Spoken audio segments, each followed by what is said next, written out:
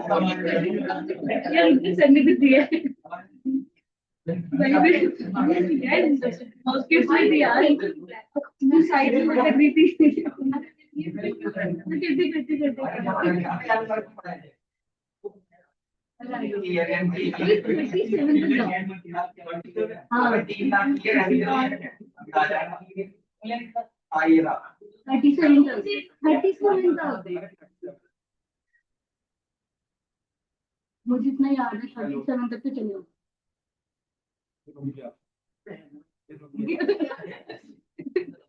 36 37 तक चलो।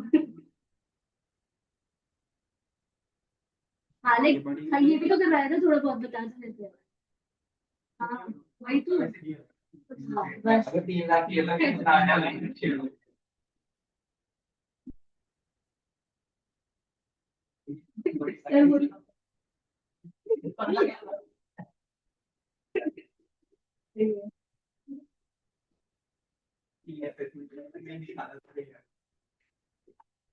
हम कैसे करेंगे? तुमने भी खाया?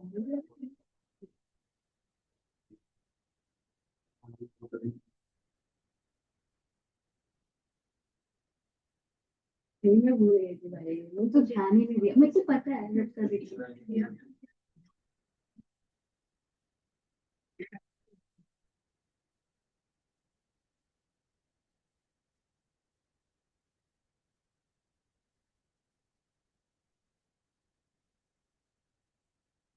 क्या होता पिछले क्लास में, जल्दी से बताओ फिर आगे बढ़ेंगे।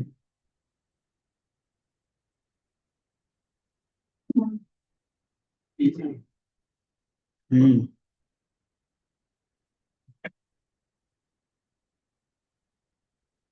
मुझे भी याद नहीं आ रहा क्या पढ़ाया था मैंने।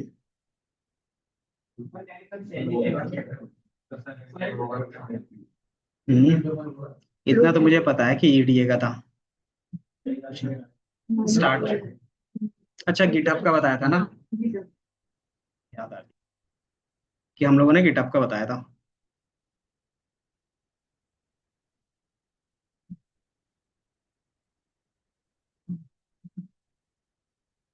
ईडीए।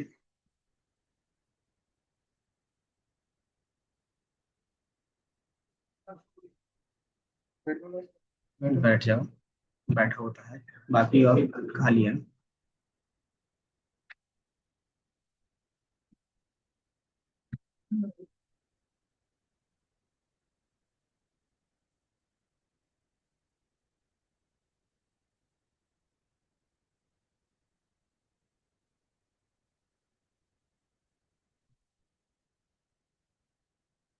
टेबल ओपन है तो इसी में से कुछ डिटेल। तो आज हम लोग ना बेसिक्स स्टार्ट करने वाले हैं लीनियर रिलेशंस का मॉडल कोडिंग के साथ। ठीक है, तो इसमें से हम लोग जो डेटा लेने वाले हैं वो यही ले लेते हैं। हम्म। गिटअप का जब प्रोजेक्ट बन जाएगा ना, जब अपलोड करेंगे तो उसमें फिर से हो जाएगा। ठीक है, कि मान लो आपके पास क्या रहेगा, ये टाइटेनिक मशीन लर्निंग का क्या है डेटा, प्रेडिक्शंस वाला मॉडल बना के देखो। अब मॉडल होता क्या है, वो हमने डिस्कस किया था। अब ये किस टाइप का प्रॉब्लम रहेगा वो हमें देखना पड़ेगा। कि मान लो ये हमारा क्या है, टाइटेनिक डेटा सेट है और इसमें क्या क्या डेटा है वो देख लेते हैं। इसमें जो डेटा सेट्स हैं, डेटा, और ये हमारे पास डेटा सेट है। ये डेटा सेट पे काम किया था ना हम लोगों ने। काम तो किया था, फिर इजी हो जाएगा। इसमें बेसिकली क्या था कि हमें प्रेडिक्शंस करना पड़ेगा कि हम इन डिटेल्स को डालते हैं कि उनका एज क्या है, उनका फेयर क्या है, उसके केबिन्स कौन से हैं, एंड देन वो इम्बार्क किस स्टेशन से हुआ था, एंड देन वो पी क्लास मतलब किस पैसेंजर क्लास में था, उसका प्रेडिक्ट करके बताना है कि वो सर्वाइव कर सकता है या नहीं कर सकता है।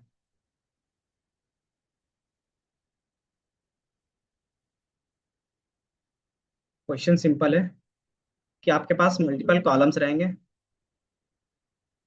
ठीक है। अब उन कॉलम के बेस पे हमें बताना है कि वो सरवाइव कर सकता है या नहीं कर सकता, सिंपल, ठीक है। यस और नो का प्रेडिक्शंस करना है। तो ये किस टाइप का प्रॉब्लम बन जाएगा।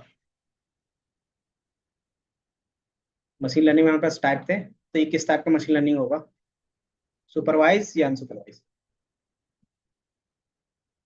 सुपरवाइज में भी दो थे, कैटेगरिकल और रिग्रेशंस, तो ये क्या बनेगा, कैटेगरिकल का प्रॉब्लम बनेगा, ठीक है। अब इसमें हम क्या करेंगे, ईडीए को परफॉर्म करके देखेंगे, और बाय डिफॉल्ट हमने ईडीए का कुछ परफॉर्म भी किया हुआ था पहले। तो ईडीए में क्या क्या स्टेप्स थे बताओ, ईडीए का स्टेप्स। हम्म।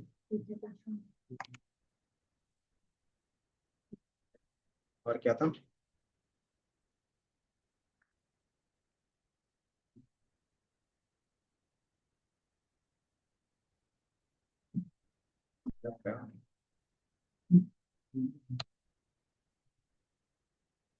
इसमें जो स्टेप्स है आपको यहाँ पे दिख रहा होगा।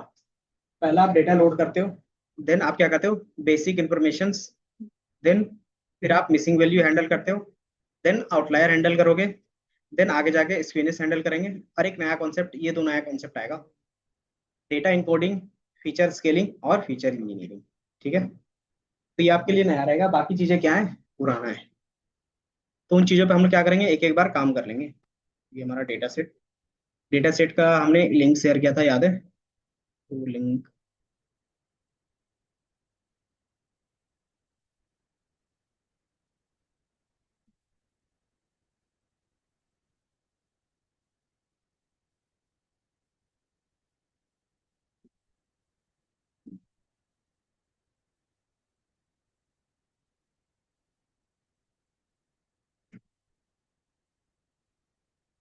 इसमें भी होना चाहिए।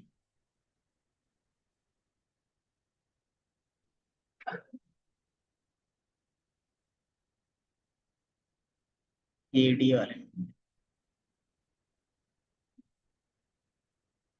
बेसिक इन्फॉर्मेशन हम लोग देखते क्यों है, मशीन लर्निंग में हम लोग ईडीए का पार्ट क्यों करते हैं हमेशा, बताओ।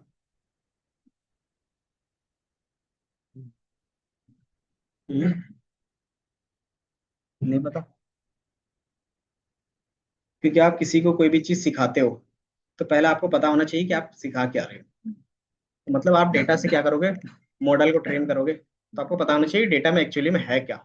दूसरा, कि जो चीज हमें सिखाना है वो चीज प्रॉपरली उस डेटा में है या नहीं है, वो क्रॉस चेक करते हैं। कि मान लो हमारे पास क्या है, कि मिसिंग डेटा होगा, क्या होगा, अनअवेलेबल डेटा होगा, एरर्स होंगे, तो वो सारा चीज क्या होगा, हमें ऐड ऑन करके हटाना पड़ता है। कि हम क्या करेंगे, उसको रिमूव करेंगे, ताकि हमारा डेटा क्या क्लीन हो जाए, कि जिस हिसाब से हम मॉडल बनाना चाहते हैं वही डेटा क्या रहे इसमें रहे, बाकी डेटा क्या है, रिमूव हो जाए। तीसरा हमारे पास होता है कि हम इसको नॉर्मल डिस्ट्रीब्यूशंस में कन्वर्ट करना चाहते हैं ज्यादातर। क्यों, क्योंकि अगर आपका कोई भी डेटा नॉर्मली डिस्ट्रीब्यूटेड है, तो वो क्या होता है, रियल वर्ल्ड से ज्यादा कनेक्टिविटी रहता है। क्योंकि रियल वर्ल्ड में जो भी डेटा आप क्या करते हो, कलेक्ट करते हो, वो ज्यादातर क्या रहता है, नॉर्मली डिस्ट्रीब्यूटेड रहता है। तो इससे क्या होता है कि जो मशीन लर्निंग का मॉडल का जो प्रिडिक्शंस का एक्यूरेसी रहता है, वो सही रहता है, ठीक है। तो ये तीन चीजें हम लोग देखते हैं। अब इसका, अगर हमारे पास नॉर्मल डिस्ट्रीब्यूशन है नहीं है, उसको किस फॉर्म में देखते थे, इसकी कौन सी वैल्यू देखते थे, इसमें है ना, ये है। तो हम लोग उसकी स्क्यूनेस की वैल्यू देखते थे कि वो नॉर्मली डिस्ट्रीब्यूटेड है या नहीं है, हम स्क्यूनेस के थ्रू देख सकते थे। तो वो हम लोग आज क्या करेंगे, विजुलाइज करके सारा देखेंगे। तो ये हमारे पास लिंक था, मैंने क्या किया इनको,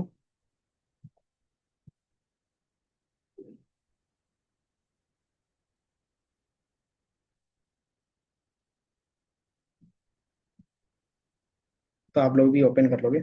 और इनका जितना भी हम लोग कोडिंग का पार्ट करेंगे वो किस में होगा, साइकेट लर्न पे होगा। scikit-learn होता क्या है, याद है? लाइब्रेरी है किसके लिए?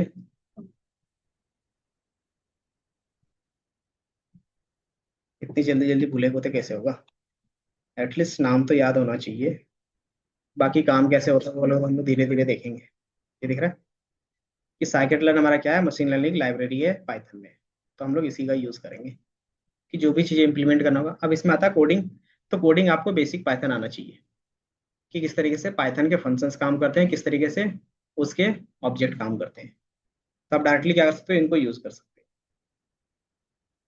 तो डेटा लोड करने के लिए हम क्या ज्यादातर यूज करते हैं, import pandas as PD.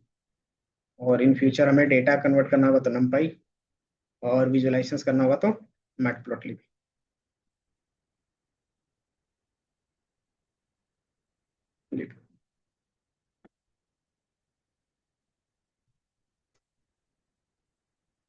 Dot पाई। बाकी इन फ्यूचर कोई वार्निंग आता है तो आप वार्निंग क्या कर सकते हैं, रिमूव कर सकते हैं। तो इन लाइब्रेरीज के बारे में हम लोगों ने पढ़ा है। ये बेसिकली किस लिए होता है, तो एनालिसिस के लिए होता है।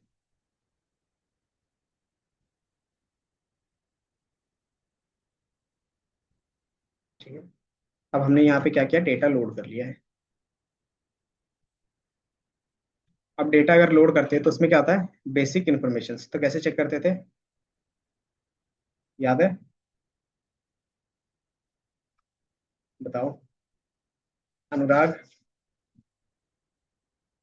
कैसे चेक करते थे बेसिक इन्फॉर्मेशंस? क्या पढ़ रहे हैं अभी? तो इसमें हमारे पास डेटा कैसे चेक करते थे, ईडीए का जो पार्ट किया था ना उसी तरीके से कर रहे थे। DF dot info. तो ये हमें बेसिक इन्फॉर्मेशन दिखाता था कि हमारे पास किस फॉर्म में है, इसमें कितने रोज है, कितने डेटा कॉलम्स है, एंड देन कॉलम्स के डिटेल्स, और किसमें कितना नल वैल्यूज है, वो सारा चीज हम लोग देख रहे थे, है ना? अब इसमें आप क्या कर सकते हो, इन चीजों को रिमूव कर सकते हो, क्योंकि इसमें क्या है, बेसिक इन्फॉर्मेशन। और सेप, सेप बेसिकली क्यों देखते हैं, तभी हम लोग फर्स्ट ऐड कर रहे हैं, इसलिए हमारे पास ये इन्फॉर्मेशन और सेव्स। जो सेकंड हमारे पास होगा, हैंडलिंग मिसिंग वैल्यूज।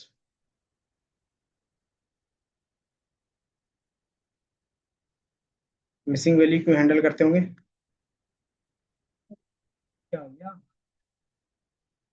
साथ ही साथ आपको भी करने हैं, ये सारा चीज पहले करवा चुके हैं। ये आपका क्या हो रहा है, रिवीजन टाइप का हो रहा है।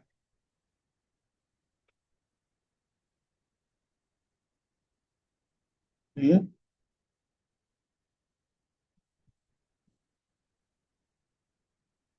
Git, GitLab, lens lab का ऑटोमेशन के लिए होता है, सीआईसीडी। हाँ,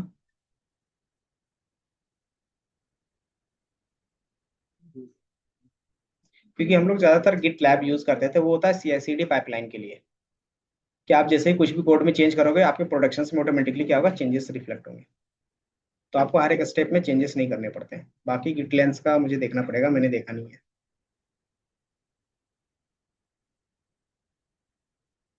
मिसिंग वैल्यू हैंडल कैसे करते हैं, तो उससे पहले चेक करना पड़ेगा मिसिंग वैल्यू है या नहीं है। ठीक है, तो चेक कैसे करेंगे, तो सिंपली हमारे पास फॉर्मूला होता है, सॉरी मेथड होता है, डीएफ इज नल का, है ना? अब इसमें हमारे पास किस में नल वैल्यूज है किस में नहीं है, आपको दिख रहा है? दिख रहा है कि हमारे पास एज में क्या है, नल वैल्यूज है, कैबिन में हमारे पास क्या नल वैल्यूज है, और इम्बाउट में भी क्या है, कुछ नल वैल्यूज है। तो हम इसको क्या करते हैं, या तो रिप्लेस करोगे या तो रिमूव करोगे, रिप्लेस और रिमूव। तो यहाँ तक लिख लो, फिर आगे का स्टेप दिखाते हैं।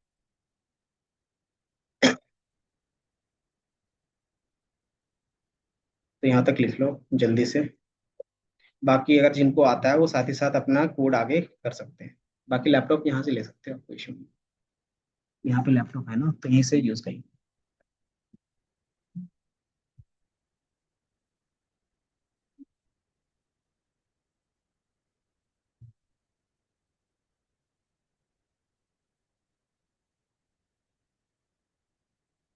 हेलो। हेलो।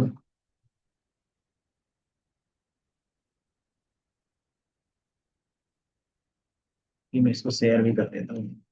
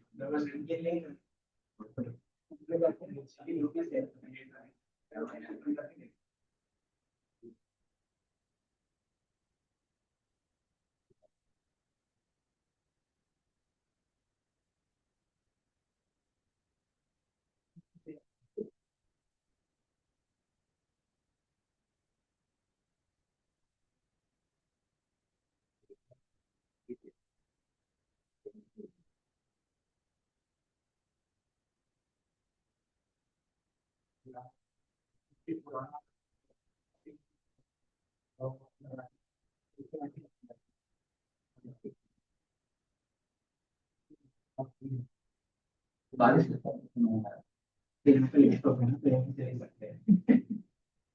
यहाँ से ले लो, तुम्हारे पास लैपटॉप नहीं है और इनके पास कम है।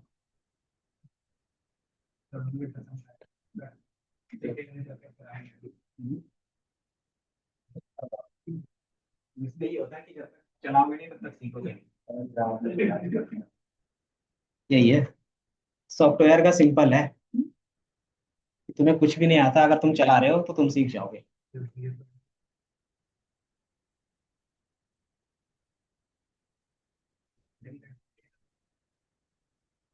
सिंपल एग्जांपल देखो ना। फोन क्या होता है कि जिसको कुछ भी पढ़ना लिखना नहीं आता, वो भी धीरे धीरे क्या होता है, सब चीज यूज करना सीख जाते हैं। तो होता है कि टाइम देना पड़ेगा उसके साथ, कि जो भी टूल्स डिवाइस सीखना चाहते हो उसको टाइम दोगे तो सीख जाओगे।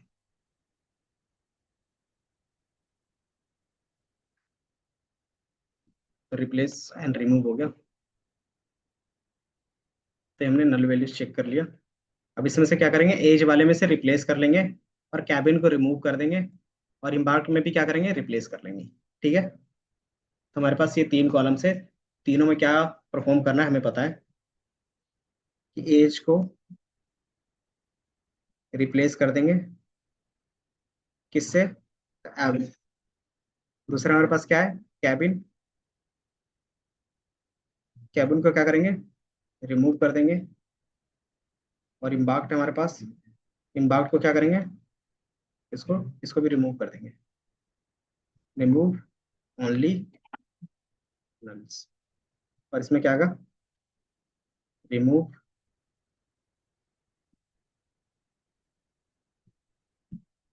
कैबिन।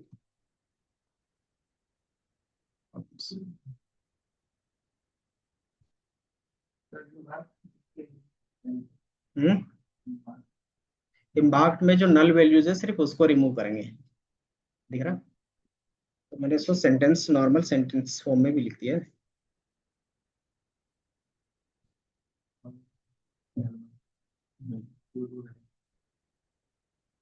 तो ये तीन चीजें हैं। तो एज को रिप्लेस करना है उसके एवरेज से, इम्बाउंड को भी क्या करना है, ओनली नल वाले को रिप्लेस करना है, मतलब रिमूव करना है। तो क्या लिखेंगे सबसे पहले एज वाले के लिए, बताओ। एज वाले के लिए क्या करेंगे।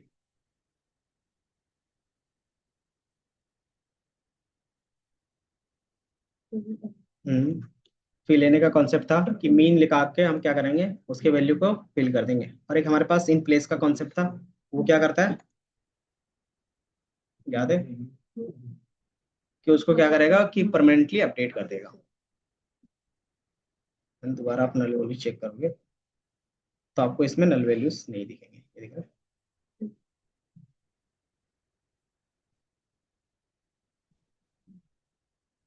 देन दूसरा हमारा किसके लिए था, ड्रॉप कैबिन। कैबिन को ड्रॉप करने के लिए हम क्या करते थे,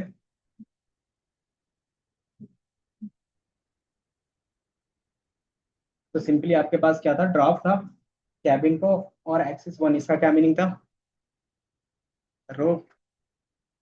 तो कॉलम और in place equal to true, ताकि क्या परमानेंट चेंज हो जाए। बाकी नेक्स्ट लाइन क्या है, उसको शो करवाने के लिए। इसी तरीके से हमने लास्ट लाइन में इम्बाउंड के लिए क्या लिखा है, ड्रॉप एन ए। इसका मतलब क्या है कि उसमें से सिर्फ जो नल वैल्यूज होगा वो डिलीट होगा, कि इसके अलावा जो हमारे पास बच जाएगा। तो अगर आप देखोगे कि हमारे पास कितने नल वैल्यूज बच रहे हैं, तो आपको दिखेगा दो, दिख रहा है। अब इस दो को वैल्यू क्या कर सकते हैं, हम लोग नल वैल्यूज को रिमूव कर सकते हैं। तो रिमूव कैसे करेंगे, तो ड्रॉप एन ए का कॉन्सेप्ट यूज करते हैं। इसको आप रन करोगे तो हमारा क्या होगा, वो वैल्यू ड्रॉप हो जाएगा। एंड अगेन आप क्या करते हो,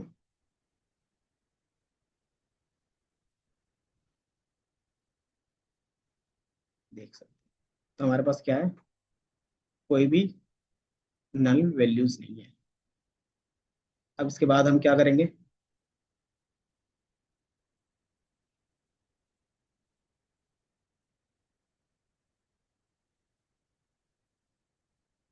ये हो गया। तो ये लिख लो, फिर आगे करेंगे हम लोग। इसके बाद आप डेटा सेव कर लेना, save the clean data.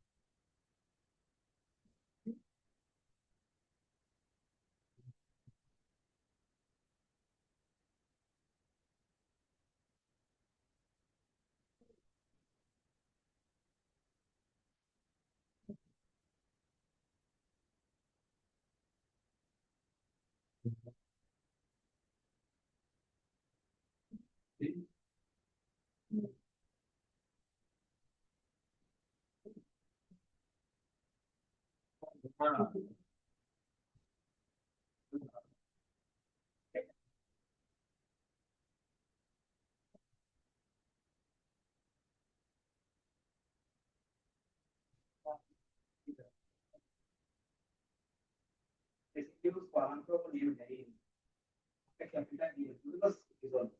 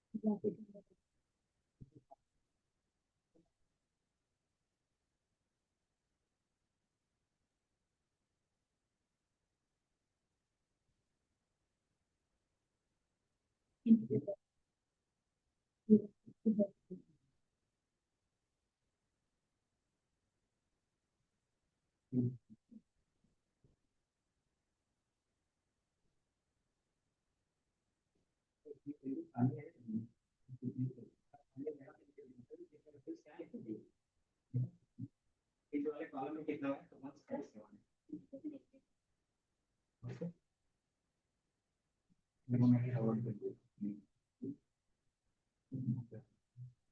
Data पे क्लिक करूंगा उसकी फॉर्मूले लिखूंगा नीचे नोट्स में चाहिए दिमाग के लिए कर सकते हो कि जो मैंने लिंक शेयर किया था है डाउनलोड देते हैं क्योंकि अभी तो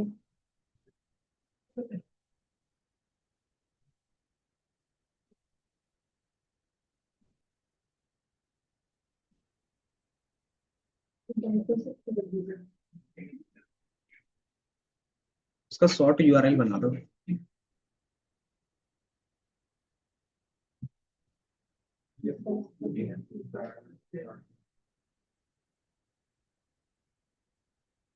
कि सिंपली क्या कर सकते हो ना, हर एक चीज का शॉर्ट यूआरएल बना सकते हो। तो शॉर्ट यूआरएल बना के शेयर कर दो, जो लॉगिन नहीं है तो वो क्या कर सकता है, डायरेक्टली दिखा सकता है। ये तो शॉर्ट यूआरएल बनाना, एक तो यूआरएल शॉर्ट हो जाता है, 5-6 लेटर्स का होगा तो वो डायरेक्टली लिख सकते हैं।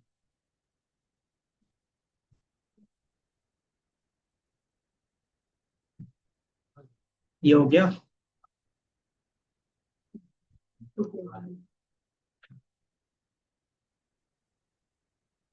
ये मैंने क्या किया, फाइल को सेव कर लिया। फाइल को क्यों सेव कर रहे हैं, क्योंकि हमें ये क्लीन बार बार ना करना पड़े। अब जब भी काम करेंगे तो क्या होगा, क्लीन डेटा पे ही काम करेंगे। ठीक है, तो क्लीन डेटा को लोड करना है तो कैसे करोगे,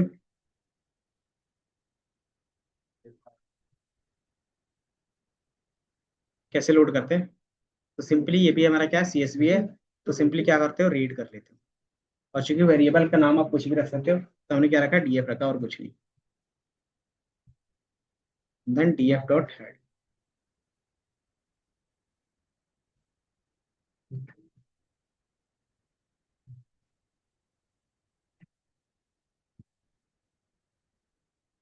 देन आपको यहाँ पे क्लीन डेटा मिल जाएगा। अब इसके बाद का स्टेप क्या हो सकता है, जो मैंने बताया था कि मिसिंग वैल्यू हमारा क्या हो गया, हैंडल हो गया है। अब इसमें से आउटलायर कैसे चेक कर सकते हैं, तो आउटलायर या फिर स्क्यूनेस चेक करने के लिए कौन सा ग्राफ होता था,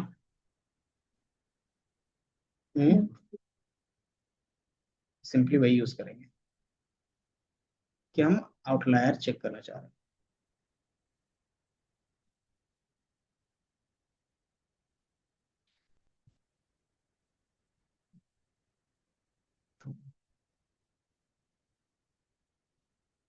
तो सबसे पहले होगा चेक करना।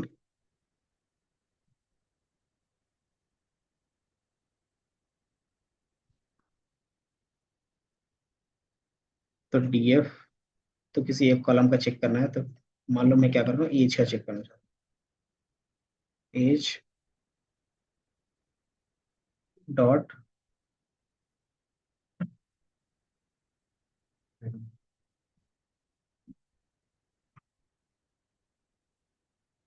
पीएलटी डॉट बॉक्स प्लॉट और एज का।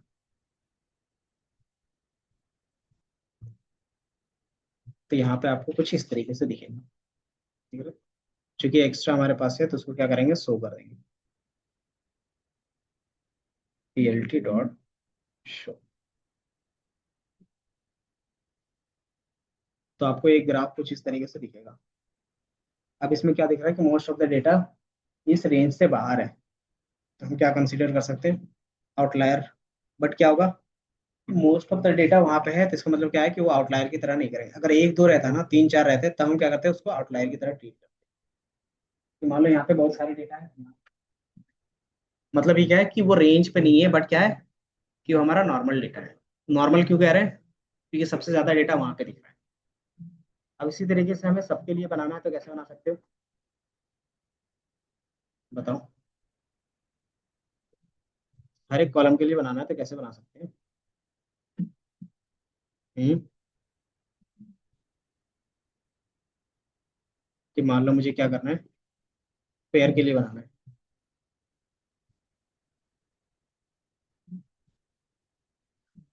तो फेयर में आपको दिख रहा होगा, और फेयर में क्या है कि मोस्ट ऑफ द डेटा 3000 के बीच में है, और उसके बाद क्या है, एक या दो डेटा क्या है, 5 के पास है।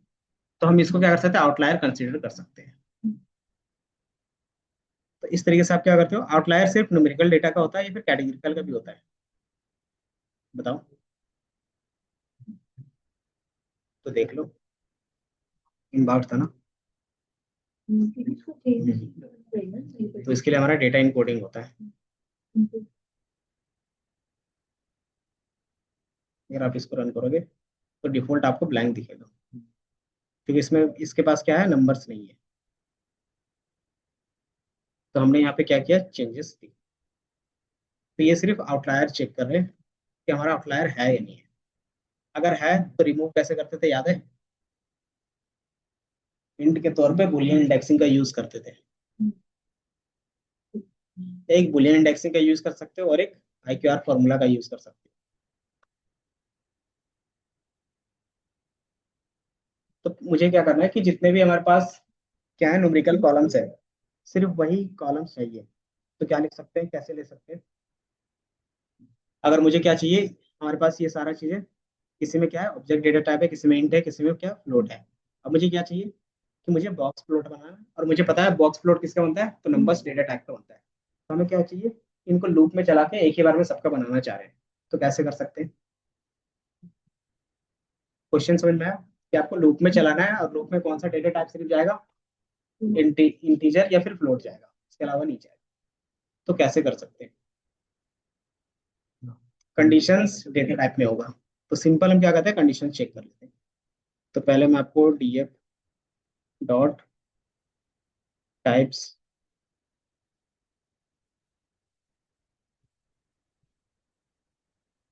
डी टाइप, तो आपको यहाँ पे सबको डेटा टाइप दिखेगा, दिख रहा है कि इंटीजर है, फ्लोट है और ऑब्जेक्ट है।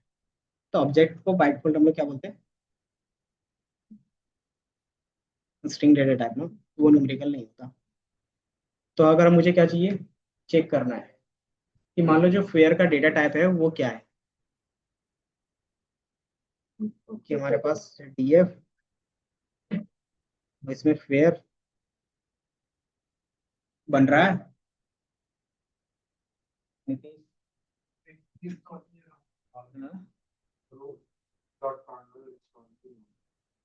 हो गया। कहाँ थे इतने दिन? हम्म। आउटलायर, लायर क्या होते हैं बताओ? आउटलायर का सिंपल मीनिंग होता है अनयूजुअल डेटा। ठीक है, कि जो हमारा नॉर्मल डेटा कलेक्ट कर रहे थे ना, उसमें क्या होगा, कुछ स्पाइक आएगा या फिर कुछ ऐसा डेटा होगा जो हम लोग चाह नहीं रहे थे। तो हमारा क्या रहेगा, वो आउटलायर्स रहेंगे। ठीक है, अब हम लोग उसको चेक क्यों करेंगे? क्योंकि वो क्या है कि अब नॉर्मल डेटा है जो मुझे चाहिए ही नहीं। तो हम क्या करते हैं, चेक करके या तो उसको रिमूव करते हैं या तो क्या करते हैं, उसको चेंज कर लेते हैं। हम्म।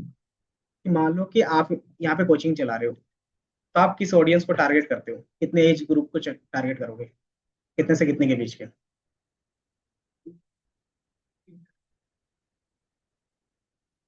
अगर कोई 80 का इंक्वायरी ले रहा है तो क्या समझोगे? 80 ईयर्स का है। हाँ। हाँ। तो उसमें क्या होगा कि 80 ईयर्स का है, तो आप डायरेक्टली समझ जाते हो कि वो क्या है, स्टूडेंट नहीं होगा, या तो क्या होगा, पेरेंट्स होगा। तो उसको हम क्या करें, मान लो कि हमें सिर्फ स्टूडेंट का ही डेटा कलेक्ट करना है, तो उसकी जगह पे क्या करेंगे, पेरेंट्स का डिलीट कर देंगे। तो वो हमारे लिए क्या होगा, आउटलायर हो गया। तो इस तरीके से क्या होता है, कंडीशन बेस होता है कि किस हिसाब से हमारा रिक्वायरमेंट है, उसके हिसाब से हम चलते हैं। अगर रिक्वायरमेंट के अलावा कोई भी दूसरा डेटा आ रहा है तो हमारा क्या हो गया, आउटलायर। ठीक है, तो हमने यहाँ पे फेयर कॉलम दिखाया है। अब इसका क्या कहते हैं, अगर डेटा टाइप क्या है, इक्वल टू, कैसे चेक करते थे?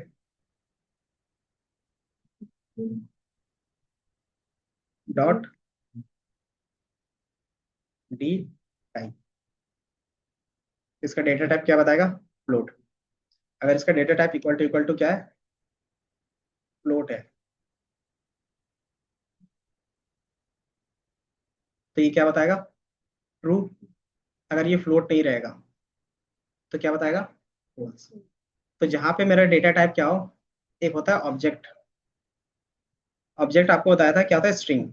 तो स्ट्रिंग के अलावा जो भी होता है वो बाय डिफॉल्ट क्या आता है, नंबर्स में हम लोग काउंट कर सकते हैं, क्योंकि या तो इंटीजर है, स्ट्रिंग है, या फिर फ्लोट है। तो हम क्या कर सकते हैं यहाँ पे कि not not equal to object,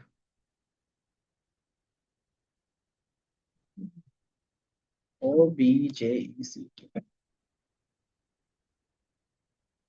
तो ये क्या बता रहा है, ट्रू बता रहा है। क्यों? क्योंकि हमारा वो ऑब्जेक्ट डेटा टाइप नहीं है। तो ऑब्जेक्ट के अलावा जो भी डेटा टाइप होगा हम उसको क्या करेंगे, स्टोर करके रख लेंगे। तो इसको हम क्या करेंगे, सिंपली लूप में चला देंगे। ये कंडीशन समझ में आया?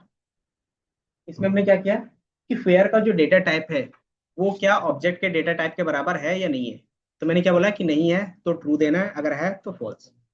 अगर ये ट्रू देगा तो हम उसको क्या करेंगे, ग्राफ को शो करवा देंगे। अगर वो फॉल्स देगा तो हम क्या करेंगे, ग्राफ को शो नहीं करवाएंगे, सिंपल। अब ये सिर्फ एक कॉलम के लिए होगा, आपको सारे कॉलम्स के लिए चेक करना है। तो कैसे करते थे, याद है? बताओ, कॉलम का नेम कैसे आता था, डीएफ डॉट कॉलम्स। तो इससे एक ही बार में सारे कॉलम्स का नेम क्या होगा, आपको रेंज पे मिल जाएगा। अब इसमें से क्या कर सकते हो, फोर आई इन कॉलम्स।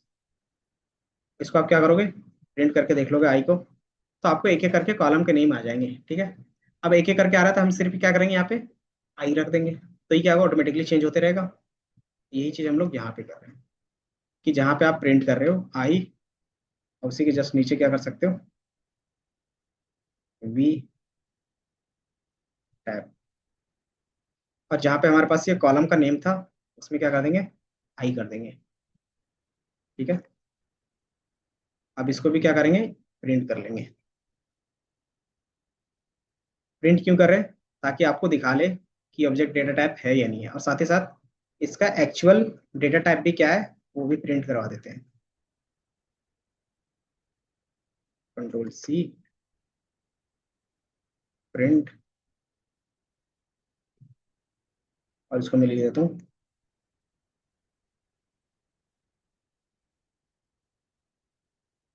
एक्चुअल डेटा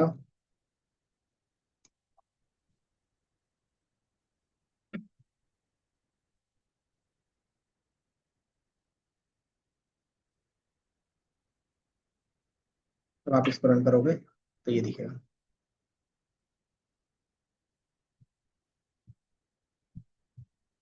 चूंकि सिंगल सेम लाइन में रखना चाहते हो तो क्या कॉन्सेप्ट था याद है? एंड इक्वल टू, सिर्फ एक ब्लैंक स्पेस दे देंगे तो आपको उसी के साथ दिखेगा। इसको मैं थोड़ा सा और कस्टमाइज कर सकता हूँ और इसके लास्ट में भी लिख देता हूँ एंड इक्वल टू ब्लैंक, और इसमें थोड़ा सा ऐड कर लेते हैं।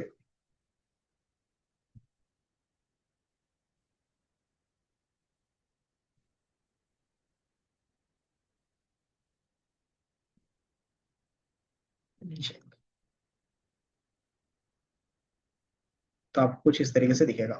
पैसेंजर आईडी है, उसका एक्चुअल डेटा टाइप्स क्या है? इंट 4 है। चेक किया तो क्या बता रहा है? ट्रू। ठीक है। दूसरा हमारे पास सर्वाइव है, इसका डेटा टाइप क्या है? इंटीजर है, तो वो भी ट्रू होगा। अगर आप यहाँ पे देखोगे, नेम, नेम हमारा किस टाइप का है? तो ऑब्जेक्ट डेटा टाइप का है, देन वो क्या बता रहा है? फॉल्स। तो इसी कंडीशन से हम क्या करेंगे, हम लोग अपने लूप को रन करेंगे। तो ये बाय डिफॉल्ट सिर्फ दिखाने के लिए हमने क्या किया, प्रिंट किया है, और कुछ नहीं। ये समझ में आया?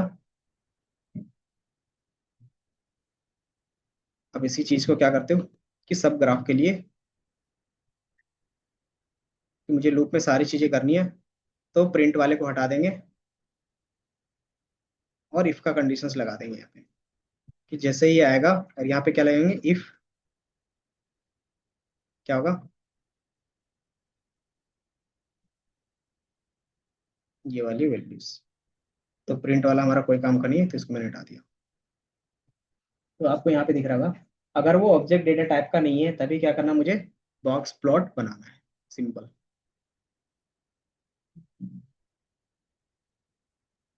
तो जैसे आप रन करोगे तो जितने आपका डेटा टाइप होगा सबका क्या बनेगा, इस तरीके से बॉक्स प्लॉट बनेगा। ये देख रहे हैं? चलिए नीचे वाले का रन करेंगे तो ये बन रहा है सबका। तो एक ही बार में क्या कर सकते हो, सबका चेक कर सकते हो। अब इसमें क्या है कि आपको थोड़ा सा क्या करना पड़ रहा है, ड्रैग करना पड़ रहा है ना, स्क्रॉल करना पड़ रहा है। तो हम क्या कर सकते हैं, एक ही ग्राफ में सबको बना सकते हैं। एक ही ग्राफ में बनाने के लिए कौन सा कॉन्सेप्ट था, याद है? सब प्लॉट का कॉन्सेप्ट था। तो क्या करोगे कि जितना हमारे पास डेटा टाइप है उसके हिसाब से क्या करेंगे, रोज एंड कॉलम डिवाइड कर देंगे और एक ही पिक्चर में बना लेंगे सारा। तो वो आप कर लेना, बाकी अगर करना रहता है तो वो भी कर सकते हैं। सिंपली है, 2 लाइन का कोड है। अब इसके बेस पे क्या होगा कि आपके पास एन नंबर ऑफ कॉलम्स होंगे, ऑटोमेटिकली सबका क्या बन जाएगा, बॉक्स प्लॉट बन जाएगा।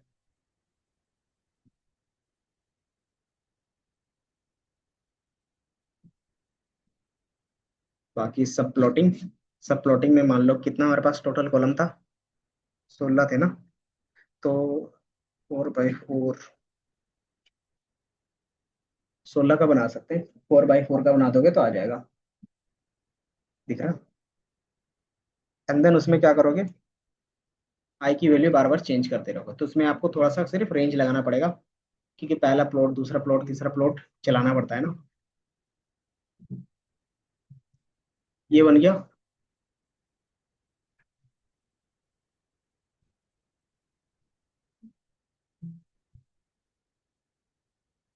तो आप इसको एनालाइज करोगे एंड देन बताएंगे इसमें क्या क्या है, कौन सा आउटलायर है, कौन सा नहीं। ठीक है ना? बाकी इनके रोज कॉलम के नेम भी लिखने हो तो आप लिख सकते हो। इसमें से जैसे हमें पता नहीं चल पा रहा है कि कौन सा ग्राफ किसका है, तो कैसे कर सकते हैं, टाइटल, तो पीएलटी डॉट टाइटल, और टाइटल में क्या लिख देंगे, जो कॉलम का नेम है ना। तो कॉलम का नेम क्या था, आई, यही था ना। अब आप इसको रन कर लो। ये फेयर का है, और ये किसका है, पीआर का है। ये किसका है, सिप का है। एज का है, पी क्लास का। इस तरीके से सब आपको दिखेंगे। ठीक है। अब इसमें से हम क्या करते हैं, अभी बाय डिफॉल्ट सबका तो ठीक ही दिख रहा है मुझे, सिर्फ एक हम क्या कर ले, जो फेयर है उसको क्या करेंगे, आउटलायर को रिमूव करके देखेंगे।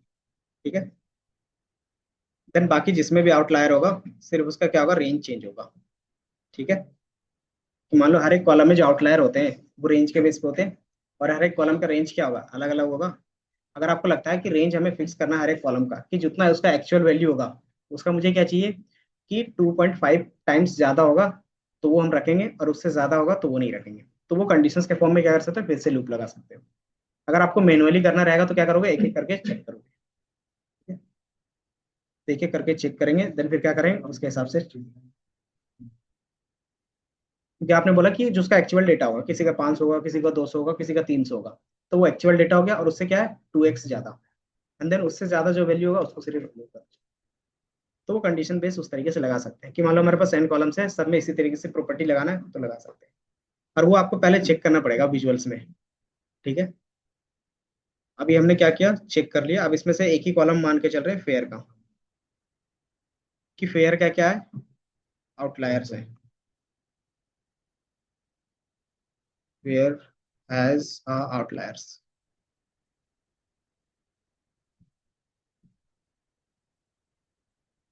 अगर उसमें आउटलायर्स है तो उसको मुझे रिमूव करना होगा, तो कैसे कर सकते हैं, तो सिंपली वो कॉलम लोगे आप,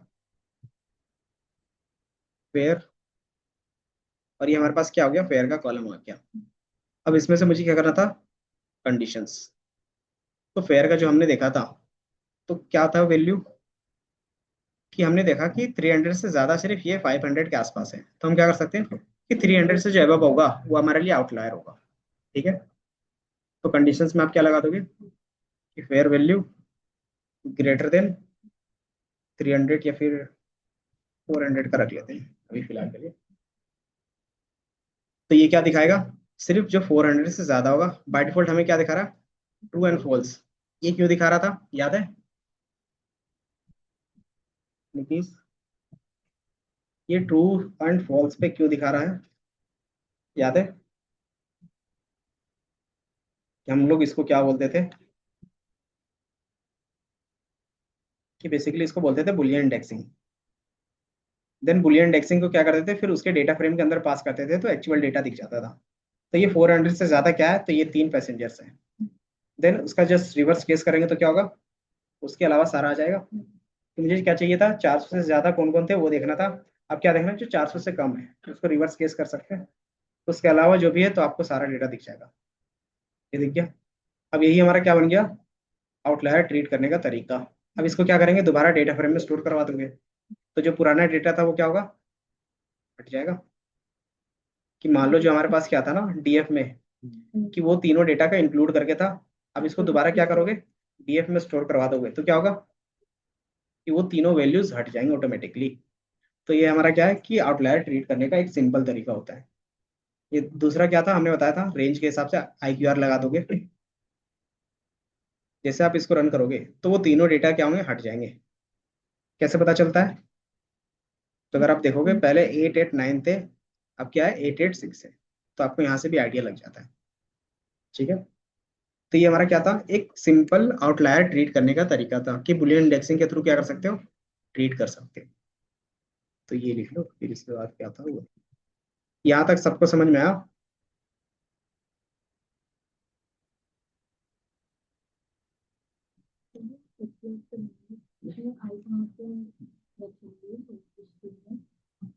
क्या जी, हमें हर उस ग्राफ के ऊपर लिखना होता है ना सब प्लॉट, हाँ ताकि वो पोजीशन में डाले। यही तो फर्स्ट में ही उसे उसका क्या लिखे, लाइक उसके रेंज का क्या लिखे हैं, जैसे हम 4i रेंज जो लेंथ होगा, बस आई।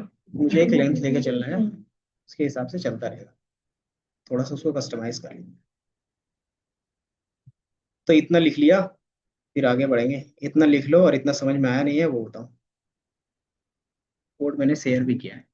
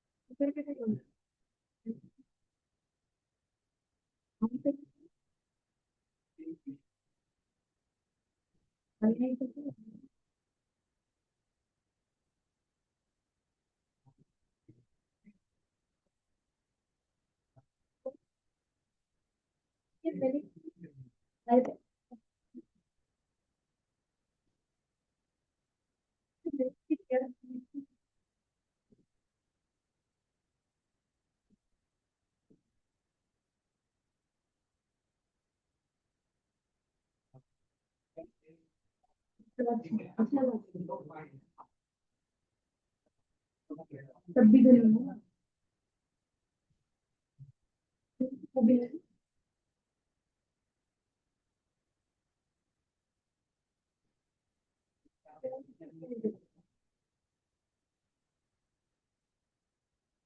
हल्दी डाल देगा ना तो मजा आएगा। हल्दी तो डाल, मेरा तो भी नहीं डाला।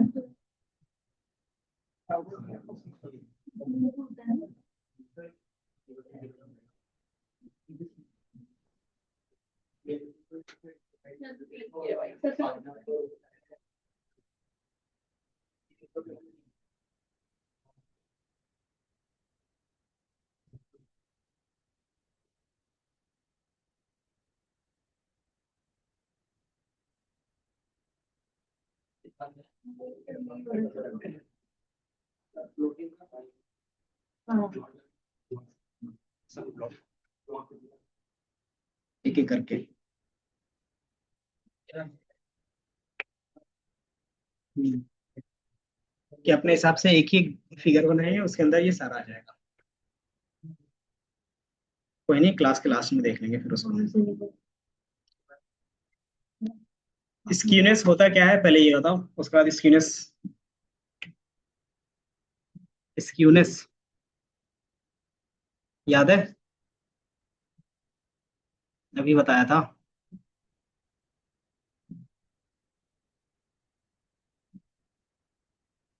सिंपल होता है कि जो हमारे पास नॉर्मल डिस्ट्रीब्यूशन डेटा है ना, वो किधर टिल्टेड है। अगर राइट की तरफ होगा तो पॉजिटिव आएगा, अगर क्या है लेफ्ट की तरफ है तो नेगेटिव वैल्यू दिखेगा। अब हमें किस टाइप के वैल्यूज को ज्यादा कंसीडर करना है, जो क्या होगा जीरो होगा आसपास में, कि जीरो के आसपास होना चाहिए, तो वो हम लोग यूज कर रहे हैं।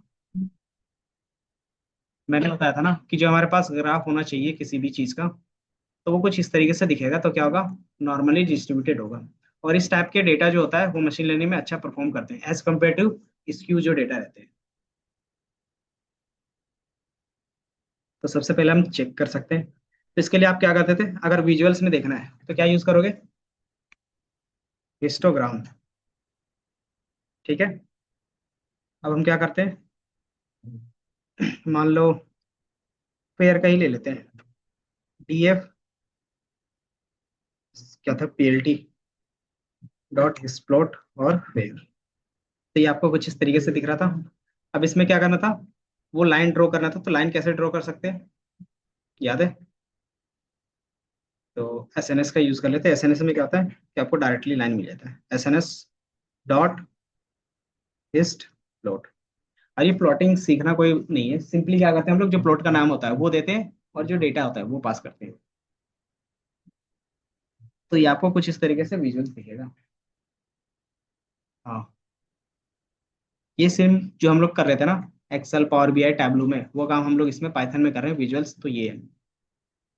अब इसमें से मुझे क्या करना था, इस पे लाइन ड्रॉ कराना था, जिसके लिए हमारे पास होता है K D equal to true.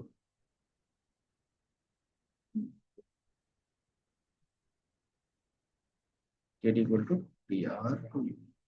K D basically होता क्या है, तो ये जो लाइन ड्रॉ करता है वो बेसिकली होता है, ये दिख रहा है। तो आपको जो लाइन है कुछ इस तरीके से दिख रहा है ना। तो ये हमारा क्या हो गया, राइट साइड स्क्यूनेस हो गया, या फिर लेफ्ट साइड। तो हम इसकी वैल्यू देखना चाहते हैं कि स्क्यूनेस की वैल्यू कितना है। तो क्या कर सकते हो आप, कि सिंपली आप जिसका स्क्यूनेस देखना चाहते हो, सिंपली हम स्क्यूनेस का मेथड लगा देंगे। कि मान लो मुझे स्क्यूनेस चेक करना है, तो वेयर डॉट स्क्यू,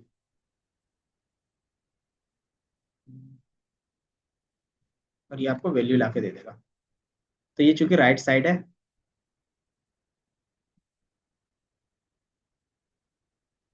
तो इसका वैल्यू कितना आ रहा है, 3.2। तो ये आपको राइट साइड और इसकी पॉजिटिव वैल्यू, तो ये स्क्यूनेस वैल्यू है। तो आपको यहाँ पे कुछ इस तरीके से दिख रहा है। अब इसमें क्या रहता है कि अगर स्क्यूनेस है तो उसको कैसे हैंडल करोगे, सिंपल। तो इसमें होता है कॉन्सेप्ट ट्रांसफॉर्मेशंस का, कि आप डेटा को क्या करो, ऐसे रेंज में ट्रांसफॉर्म कर दो जो क्या हो कि जो हमारा सेंटर्ड हो वो ज्यादा हो, और जो क्या हो कि दोनों तरफ टेल हो वो कम हो जाए। तो हम डेटा को ट्रांसफॉर्म कैसे कर सकते हैं,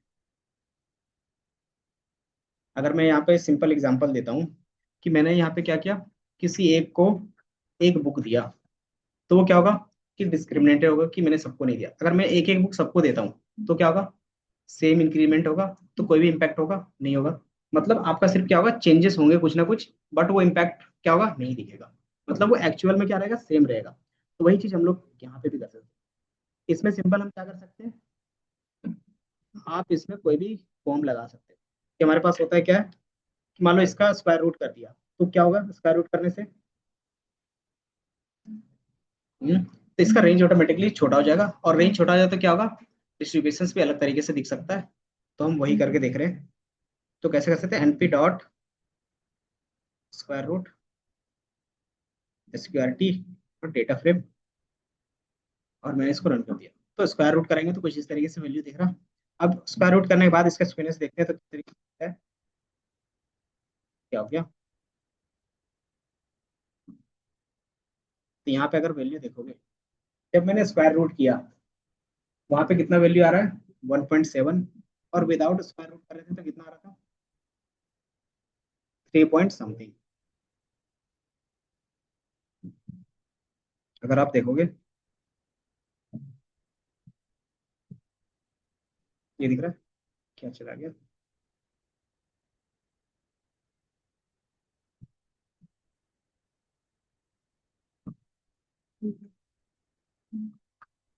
एक्स्ट्रा ब्रैकेट था, ये देखो, जो पहले स्क्यूनेस की वैल्यू थी वो कितना था, 3.2 था, और अब कितना है, 1.7। सिर्फ हमने क्या किया है, स्क्वायर रूट किया है और कुछ नहीं किया है। अगर सबका स्क्वायर रूट कर रहे हैं तो क्या होगा, सेम चीज होगा।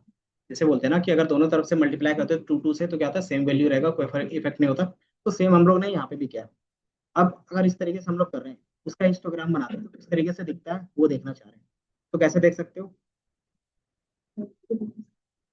कि जो स्क्वायर रूट का डेटा है उसको सिर्फ क्या करोगे, पुट कर लोगे, कि सेम हिस्टोग्राम का होगा।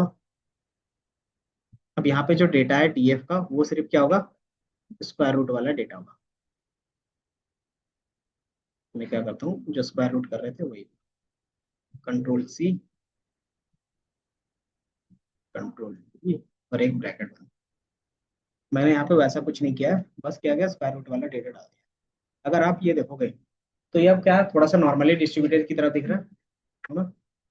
तो इस तरीके से हम क्या करते हैं, ट्रांसफॉर्म करते हैं। तो इस तरीके से हमारे पास कितने मेथड होंगे, तो इस तरीके से हम लोग ज्यादातर 4 से 5 मेथड देखते हैं। जो पहला मेथड था तो आप लोगों ने देखा, स्क्वायर रूट। दूसरा कैसे करते हैं, स्क्वायर कर सकते हैं। किसी को या तो क्या कर सकते हो, रेंज को बढ़ा कर सकते हो, तो इसका क्या करते हैं, स्क्वायर कर सकते हो। इसका फिर एक और होता है लॉग। लॉग क्या करता होगा, आयुष समझ में आ रहा है, नहीं तो बताया करो। सिंपली स्क्यूनेस का मतलब क्या होता है, पहले वो समझ में आना चाहिए, तभी टॉपिक समझ में आएगा। स्क्यूनेस का मतलब क्या होता है, हम्म, कि जो हमारा पास ग्राफ आएगा हिस्टोग्राम का, उसका जो डिस्ट्रीब्यूशन होगा वो इस तरह से है या नहीं है। अगर इस तरीके से है तो इसको क्या बोलते थे, नॉर्मल डिस्ट्रीब्यूशंस। ठीक है। और चूंकि हमारे पास जितने भी मशीन लर्निंग होते हैं मॉडल्स, वो क्या होते हैं कि आइडियली होता है नॉर्मल डिस्ट्रीब्यूशंस का, कि जो भी फॉर्मूला बना है वो नॉर्मल डिस्ट्रीब्यूशंस को ध्यान रख के बनाया गया था। ठीक है। तो आपका डेटा अगर क्या है, लेफ्ट है या फिर राइट है, तो क्या होगा कि उसमें कुछ ना कुछ टिल्टेड होगा, सिमेट्रिक नहीं होगा। अगर जहाँ पे सिमेट्रिसिटी नहीं होती वहां पे क्या होता है, स्क्यूनेस हो जाता है। तो बाय डिफॉल्ट इसका जो स्क्यूनेस की वैल्यू होती है वो 0 होता है। तो ये सेंटर में है, तो मतलब क्या है कि ना ही ये लेफ्ट की तरफ ज्यादा है ना ही राइट की तरफ। अगर ये क्या है, राइट की तरफ ज्यादा है तो क्या होगा, राइट स्क्यूनेस हो जाएगा।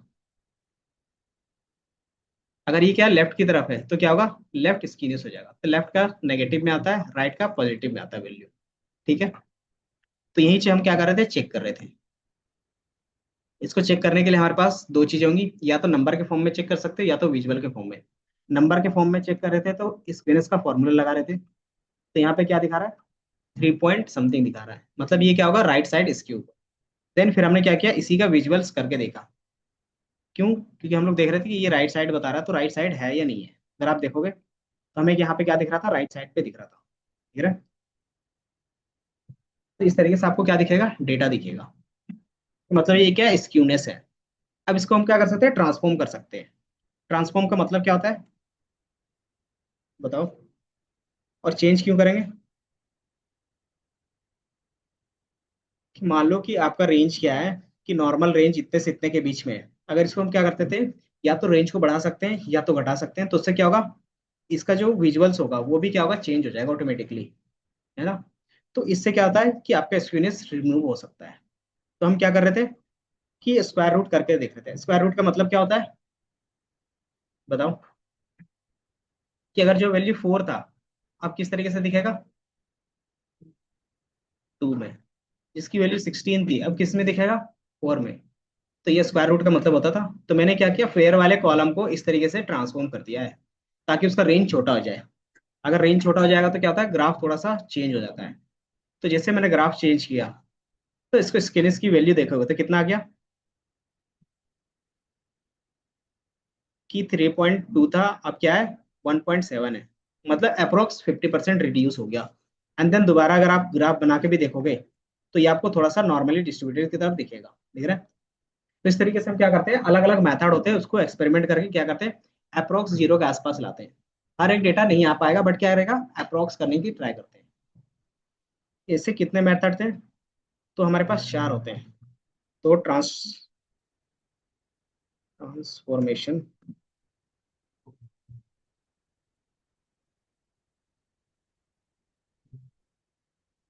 मेथड्स इन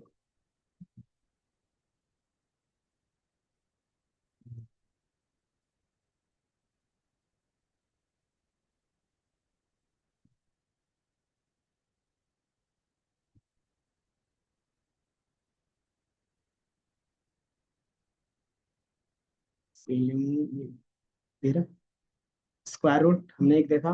दूसरा क्या कर सकते हो, उसका लॉग निकाल सकते हो। तीसरा क्या कर सकते हैं, एक्सपोनेंशियल। और जो हमारे पास फाइनल होता है वो बॉक्स फोज होता है। तो आप इनमें से कोई भी यूज कर सकते हो। ठीक है। इनको यूज कैसे किया जा सकता है, तो हर एक का फॉर्मूला होता है, आपको पता है। स्क्वायर रूट का फॉर्मूला क्या होता है, कि सिंपली आप रूट अंडर करते हो और जो भी वैल्यू होता है ना। उसी तरीके से क्या है, कि स्क्वायर का क्या फॉर्मूला होता है, कि जो भी हमारे पास वैल्यू होगा उसका पावर 2 कर देंगे। तो हर एक का क्या, लॉग का क्या फॉर्मूला होता है, log बेस 10 रखना चाहते हैं तो base 10 to the power S, तो यहाँ पे जो वैल्यू आएगा वो क्या होगा, इसकी पावर की वैल्यू आएगी। तो इस तरीके से जो भी आएगा यहाँ पे एन, तो इस तरीके से उसका फॉर्मूला रहता है। तो हर एक चीज का क्या रहेगा, फॉर्मूला रहेगा। और सबसे अच्छा रिजल्ट कौन देता है, तो बॉक्स फोर्स देता है। तो हम इसका भी यूज कर सकते हैं, बट क्या है कि बॉक्स फोर्स डायरेक्टली साइकिट लन के अंदर नहीं है। इसके लिए आपको क्या करना पड़ेगा, अलग से इंस्टॉल करना पड़ता है, और कुछ नहीं। इंस्टॉल किसको करेंगे, तो साई पाई को। साई पाई भी क्या है कि जितने भी हमारे पास मैथमेटिकल फॉर्मूलाज हैं एडवांस, वो भी आपको मिल जाते हैं। तो अगर आप देखोगे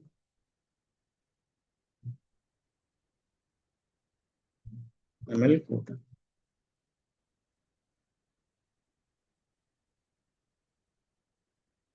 तो आपको साईपाई स्टेट्स इंपोर्ट करना पड़ेगा। जैसे इंपोर्ट करोगे उसमें से क्या होगा, बॉक्स कोस। और बॉक्स कोस को क्या करते हो आप, क्योंकि ये पूरा क्या है, ग्राफ इन्होंने बना के दिया है। सिंपली आप यहाँ पे इतने इसके ऊपर में होगा, इस से पहले होगा डेटा ट्रांसफॉर्म, ये दिख रहा है। बॉक्स कोस लिखोगे और उसमें क्या होगा, आपका डेटा चला जाएगा। जैसे ही चला जाएगा आप क्या करते हैं फिर, जो आपको विजुअल्स में लिखना है वो लिख सकते हैं। तो ये क्या है कि विजुअल्स को उन्होंने अच्छे तरीके से लिखा है, और कुछ नहीं। कि इन्होंने क्या दिखाया कि पहले ओरिजिनल डेटा का बॉक्स प्लॉट क्या किया, हिस्टोग्राम बना के दिखा दिया, और दूसरे बार में बॉक्स कोस का चेंज करके दिखा दिया। तो ये हमारे पास क्या होता है, सही बॉक्स कोस का यूज केस है। सिर्फ आपको ये इंपोर्ट करना पड़ेगा। ठीक है, इसका मैं बाय डिफॉल्ट कोड रख देता हूँ, फीचर्स बॉक्स बॉक्स।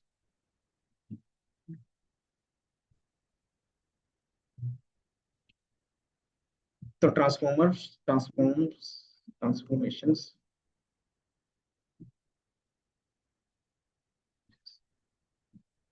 मेथड्स कौन कौन से थे, पहला आप देख सकते हो स्क्वायर। दूसरा हमारे पास क्या रहेगा, स्क्वायर रूट SQRT। तीसरा हमारे पास लॉग, और चौथा एक्सपोनेंशियल, और पांचवा बॉक्स कॉस। ज्यादातर इसी का यूज करते हैं। और पांचवा बॉक्स कॉस।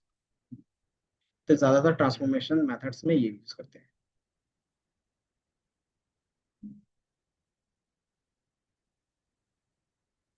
ठीक है, ये समझ में आया, लिख लिया।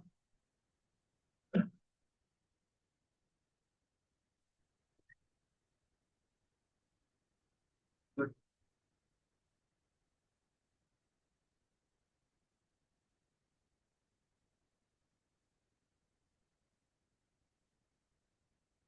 कहाँ से था, यहीं से।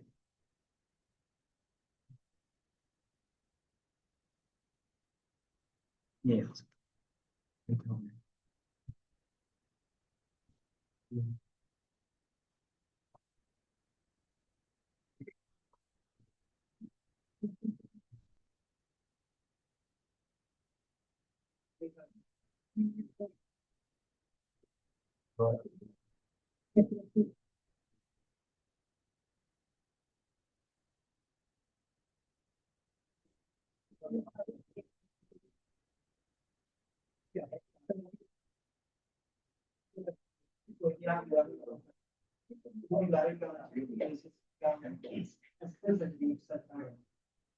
अभी क्या हुआ?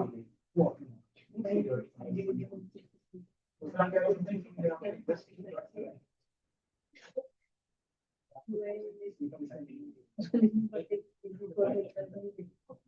क्या है? क्या है? बाकी इनका कोई ऑप्शन देखोगे कि ब्लैक में देख सकते हैं के बारे में कहते हैं।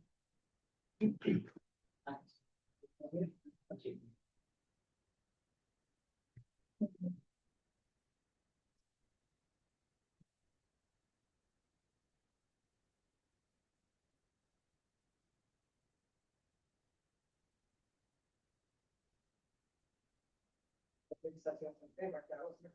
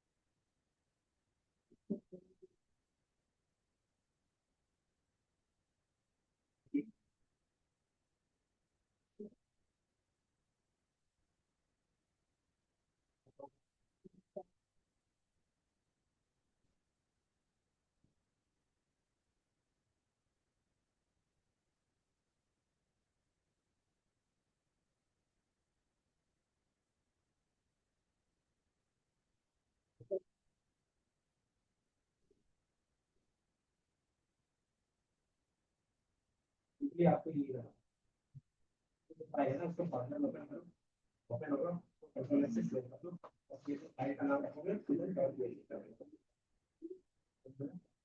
जो दूसरा क्या करोगे, यहाँ पे सेव करोगे,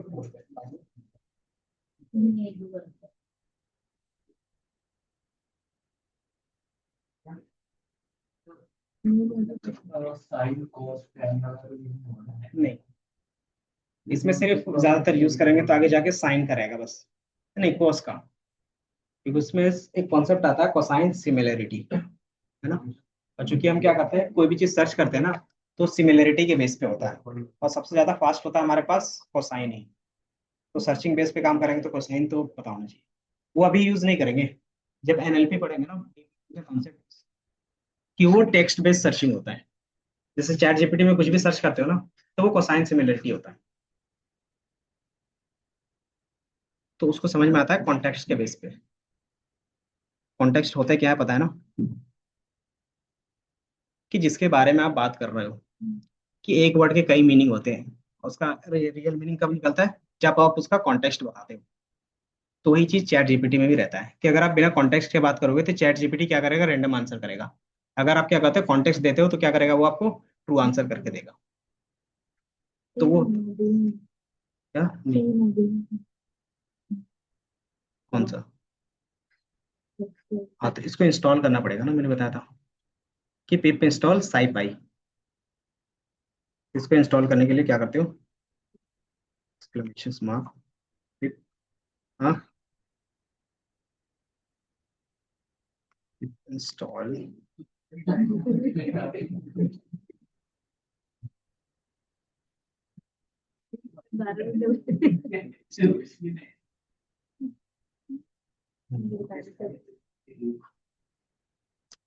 हमारे पास साईपाई होता है, इसको इंस्टॉल करेंगे। हम्म, इसको बोलते हैं साइंटिफिक पाइथन, और नमपाई का फुल फॉर्म क्या होता है, न्यूमेरिकल पाइथन। ठीक है। तो साइंटिफिक में जो साइंटिफिक कैलकुलेशंस होंगे, मतलब जो लॉन्ग कैलकुलेशंस होते हैं ना, उसके फॉर्मूला सारे होते हैं।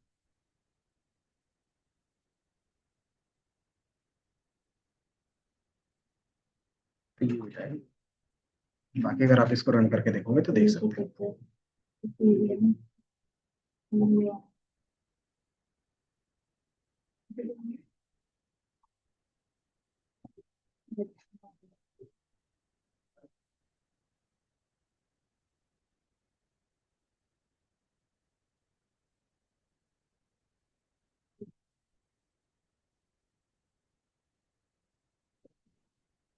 ये दिख रहा है, ये हमारा ओरिजिनल डेटा था, उसको कहते हो बॉक्स क्वेश्चन से ट्रांसफॉर्म करते हो तो ये वैल्यू इस तरीके से दिखता है, और बाय डिफॉल्ट ये जीरो के आसपास दिख रहा है, तो उन्होंने दिखाया लेमडा के फॉर्म। ठीक है, तो ये हमारा ट्रांसफॉर्म्ड हो गया, ये नॉर्मल हो गया। अब इसमें दो कॉन्सेप्ट और भी आते हैं।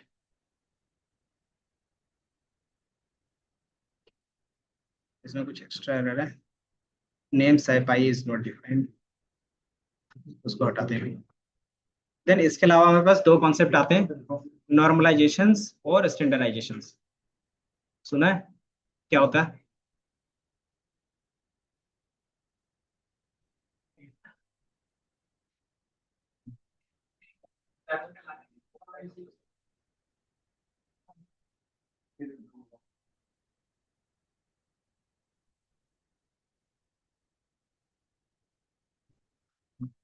तो सेम ये भी क्या करता है, आपके रेंज को ट्रांसफॉर्म करता है। तो हम लोग भी ट्रांसफॉर्म कर रहे थे, और ये क्या ज्यादातर जो यूज होता है वो एक नॉर्मलाइजेशन होता है और एक स्टैंडर्डाइजेशन होता है। ये जरूरी नहीं होता है कि हम सिर्फ क्या बोलते हैं स्क्यूनेस के लिए करते हैं, हम इसकी वैल्यू क्या करते हैं, रेंज को छोटा करने के लिए करते हैं। तो बाय डिफॉल्ट नॉर्मलाइजेशन जो होता है उसमें आप कोई भी डेटा होगा उसका रेंज जो कर सकते हो वो अपने हिसाब से कोई भी रख सकते हैं। पहला ये रहता है। दूसरा कि जो हमारे पास स्टैंडर्ड फॉर्मेट है नॉर्मल का, वो रहता है क्या, 0 से 1 के बीच में रह सकता है या फिर -1 से +1 के बीच में रख सकते हैं। ये दो चीज हम लोग क्या कहते हैं, नॉर्मलाइजेशन का काम करते हैं। दूसरा होता है स्टैंडर्डाइजेशन। अगर हम क्या कहते हैं इसका रेंज -1 से या फिर 0 से 1 के बीच में करते हैं तो उससे क्या बेनिफिट होगा, कि मान लो मेरे पास प्राइस का जो रेंज है वो 0 से 5 क्या था, 1 2 था, है ना। अब हम क्या कर रहे हैं, इसको 0 से 1 के बीच में कन्वर्ट कर रहे हैं, तो इससे क्या बेनिफिट होगा। हम्म, नहीं वैसा कुछ नहीं। पहला ये हो सकता है, और कि उससे स्क्यूनेस रिड्यूस हो सकता है। क्या हो गया परविंदर, क्लास खत्म नहीं हुई है? चलो कोई नहीं, तो फिर तुम अपने गार्जियन से बात कर लेना एक बार कि कहाँ पे लेट हो रहा है, बताओ। और पढ़ाई, तो आधे घंटे तो आप रुक सकते हो।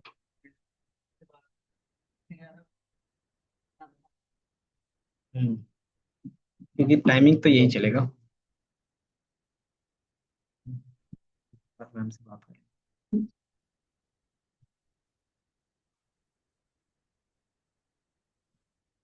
तो ये हमारे पास नॉर्मलाइजेशन का कॉन्सेप्ट था। सिंपल नॉर्मलाइजेशन इसलिए करते थे, पहला कि आपका रेंज क्या हो, चेंज हो जाए। अगर रेंज चेंज होता है तो उससे क्या बेनिफिट होता है, कि हो सकता है कि वो डेटा हमारा नॉर्मलाइज हो जाए, मतलब क्या, नॉर्मल डिस्ट्रीब्यूशन की तरह दिखे। पहला ये। दूसरा कि जब आप कैलकुलेशंस करोगे, एमएल में क्या होता है कि सिर्फ कैलकुलेशंस होता है और कुछ नहीं। तो कैलकुलेशंस में अगर नंबर क्या होंगे, लार्ज होंगे, तो कैलकुलेशंस क्या होगा, टाइम लगेगा।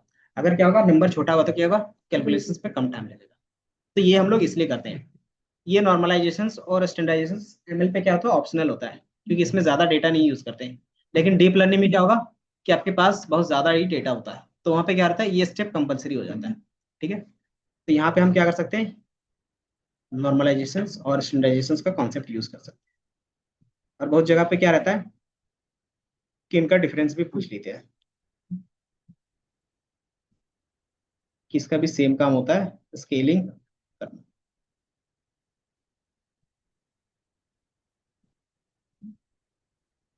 तो नॉर्मलाइजेशंस जो वैल्यू होता है,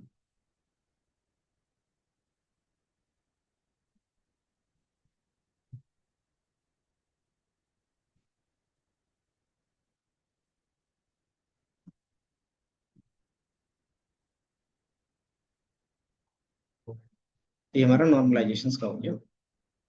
कि नॉर्मलाइजेशंस क्या होगा, इसको बाय डिफॉल्ट हम लोग मीन मैक्स स्केलिंग के नेम से भी जानते हैं। देन इसका डेफिनेशन क्या होता है, कि आप क्या करते हो, फिक्स रेंज पे करते हो। और ज्यादातर हम लोग इसका यूज करते हैं या तो 0 से 1 में, या तो -1 से +1 के बीच में। और इसका अगर डिफॉल्ट फार्मूला देखोगे 0 से 1 के बीच में, तो ये फार्मूला है। और ये फार्मूला आपको पता होगा, जो हम लोग पहले भी करते थे। ये पता है? ये फार्मूला क्या था? हम्म अभी जो ट्रांसफॉर्मेशन कर रहे थे, उससे क्या बेनिफिट था? स्क्यूनेस रिड्यूस हो रहा था, तो इससे स्क्यूनेस रिड्यूस हो सकता है, पहला। दूसरा, कि इसमें क्या होगा कि अगर रेंज आप छोटा करते हो तो कैलकुलेशंस भी क्या होगा? फास्ट होगा। और चूंकि हमारे पास डेटा ज्यादा होता है, तो कैलकुलेशंस क्या है? फास्ट ही चाहिए हमें। तो इसलिए ये दो रीजन होते हैं। तो ये नॉर्मलाइजेशन के बेस पे हो गया। इसका फॉर्मूला अगर देखोगे तो सिंपल है। क्या लिखा हुआ है? कि जो भी आपके पास डेटा पॉइंट होगा, माइनस उसका जो मिनिमम होगा, डिवाइडेड बाय उसी कॉलम में जो मैक्स डेटा होगा, माइनस मीन। हमारे पास एक कॉलम है, 1, 3, 2, 5 और 8। अब इसमें इसकी वैल्यूज निकालनी है, तो कितना आएगा? इसकी वैल्यू बता सकते हो? 1 की वैल्यू कितनी आएगी अगर 0 से 1 के बीच में चेंज करेंगे तो? हम्म तो बाय डिफॉल्ट 0 आएगा ना। और 8 की वैल्यू कितनी आएगी? तो 1 आएगा। और 3 की वैल्यू कितनी आएगी? फिर इसी के रेंज में आएगा, 0 के 1 पे। 3 कैसे निकालेंगे? तो 3 - 1 डिवाइडेड बाई 8 - 5, नहीं 5 नहीं है ना, 1 होगा। तो कितना होगा? 2/7। और कितना आएगा? अप्रोक्स 2.9 के आसपास। ठीक है। तो इसी तरीके से इसकी भी वैल्यू आएगी, इसकी भी वैल्यू आएगी। तो जो भी रेंज होगा कि 8 क्या हमारा मैक्स है, तो देख रहे हो मैक्स की वैल्यू 1 है, और 1 हमारा क्या मीन है, इसकी वैल्यू क्या है? 0 है। तो जो भी इसके बीच का डेटा होगा वो 0 1 के बीच में ही होगा। तो यही फॉर्मूला है। या तो आप इस तरीके से डायरेक्टली फॉर्मूला, हाँ, अच्छा 0.2 होगा ना, सॉरी, 0.29 होगा। तो ये 0.29 होगा जब भी आप डिवाइड करोगे, तो ये फॉर्मूला के बेस पे ये आएगा। तो आप इस तरीके से डायरेक्टली फॉर्मूला लगा सकते हो। और दूसरा फॉर्मूला होता है हमारे पास मीन मैक्स स्केलर। फॉर्मूला का नाम ही, मेथड का नाम ही है कि आप क्या करते हो? मिन मैक्स स्केलर करते हो। ठीक है। एंड देन दूसरा हमारे पास होता है नॉर्मलाइजेशन, स्टैंडर्डाइजेशन। स्टैंडर्डाइजेशन का मतलब क्या होता है? बताया था स्टैंडर्ड डेविएशन में कॉन्सेप्ट। वही कॉन्सेप्ट यहाँ पे भी यूज होगा। जेड स्कोर का कॉन्सेप्ट था। जेड स्कोर करता क्या था? बताओ। जेड स्कोर करता क्या था? वो तो उसका रिप्रेजेंट कर रहा था, लेकिन वो किस तरीके से रिप्रेजेंट होता था वो बताओ। हम्म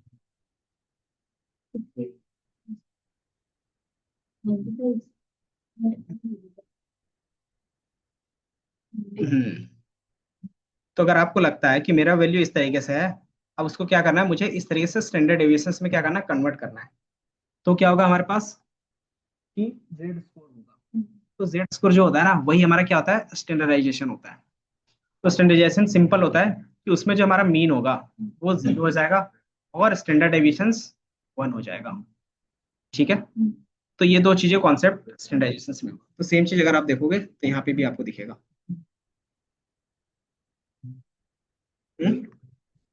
मीन 0 हो जाता है हमेशा, क्योंकि जेड स्कोर यूज करते हैं ना। अगर देखोगे तो ये हमारे पास क्या है? स्टैंडर्ड स्केलर, या तो उसको क्या बोलते हैं? Z score normalization. Standard scaler transform करता है वैल्यू किसमें? तो वहां पे मीन 0 हो जाएगा और स्टैंडर्ड डेविएशन 1 होगा। और फॉर्मूला जो हमारा जेड स्कोर का था, है ना। अब इसके कैरेक्टरिस्टिक्स आप यहाँ से पढ़ सकते हो। इनका फोन है।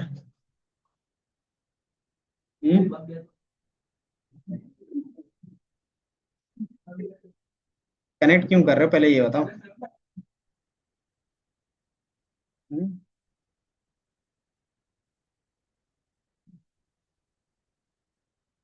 यही रहता है। बताओ नॉर्मलाइजेशन क्या था? चलो ठीक है, अच्छी बात है, लैपटॉप से कनेक्ट कर रहे थे। नॉर्मलाइजेशन अभी बताया, बताओ क्या था? हम्म मैं आपसे बार बार पूछ पूछ के तो नहीं बता सकता ना कि आपको समझ में आया नहीं आया,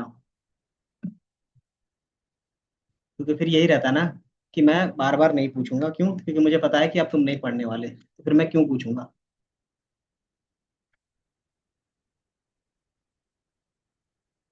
तो क्या था नॉर्मलाइजेशन, बताओ।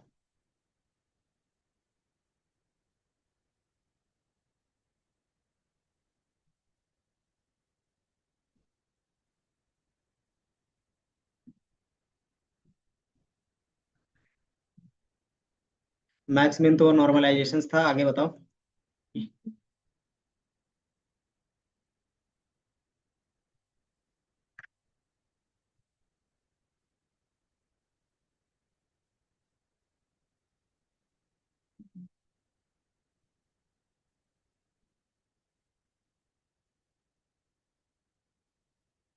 तो ये हमारा स्टैंडर्डाइजेशन, इसको मैं एक और स्पेस दे देता हूँ बीच में,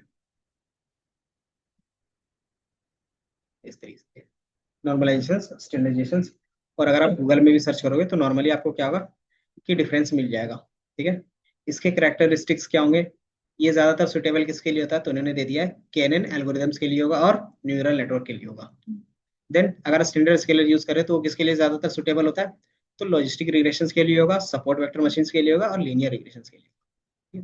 देन की कैरेक्टरिस्टिक्स, कि ये क्या कहता है, डिस्ट्रीब्यूशन आप एज्यूम करके चलते हो कि हमारा क्या होगा, नॉर्मली डिस्ट्रीब्यूटेड होगा, तभी ये क्या होता है, बेनिफिट होता है। दूसरा, ये आउटलायर सेंसिटिविटी, कि अगर आप नॉर्मलाइजेशन करते हो तो उसमें क्या होगा कि आउटलायर से वो सेंसिटिव होगा।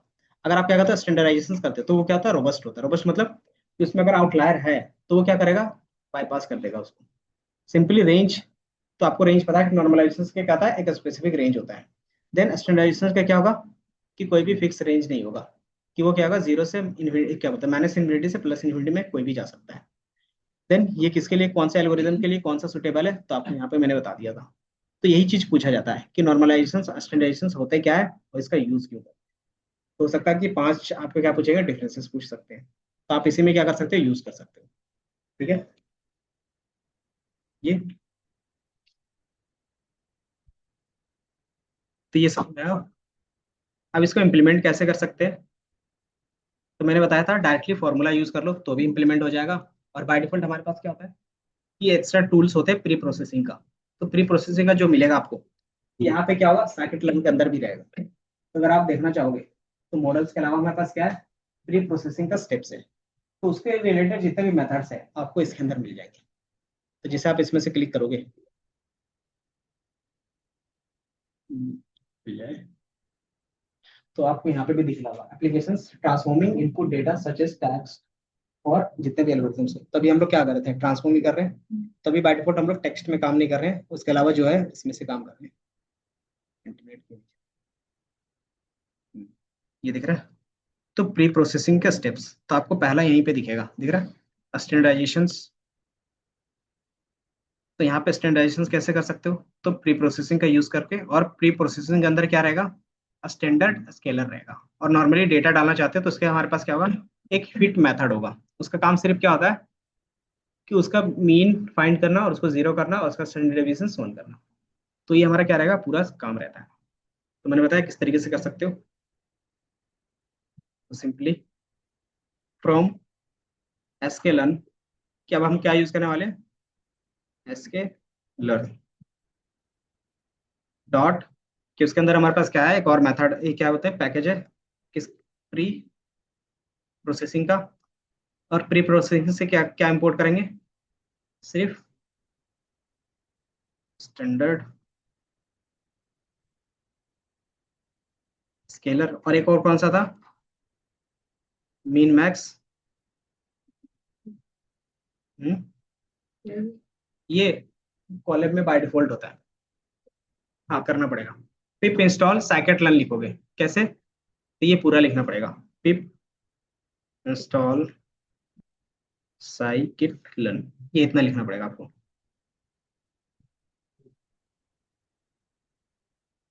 वो इसमें नहीं होता है, वो सिर्फ साई पाई के अंदर था, तो उसके लिए वो लाइब्रेरी यूज करनी पड़ेगी। तो मैं लिख देता हूँ। तो सिंपली इंस्टॉल करने के लिए ये लिखोगे, पिप इंस्टॉल साइकिट डैश लर्न। और एक दूसरा हमारे पास होता है मीन मैक्स स्केलर, ये दो थे ना, यही दो फॉर्मूला था। और ये ज्यादातर हम लोग यूज कर लेते हैं। तो कभी कभी क्या होता है कि हमें ट्रांसफॉर्म करने की जरूरत भी नहीं पड़ती, इन्हीं दोनों से क्या होता है काम चल जाता है। ये पहला हो गया।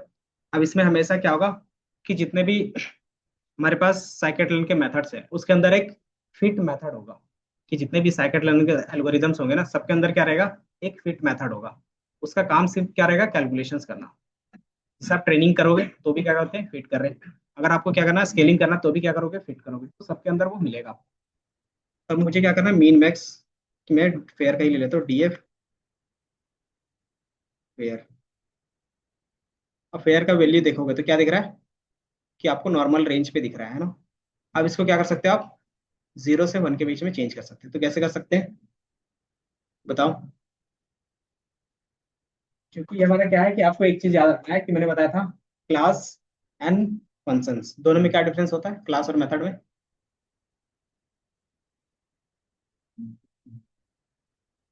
हम्म।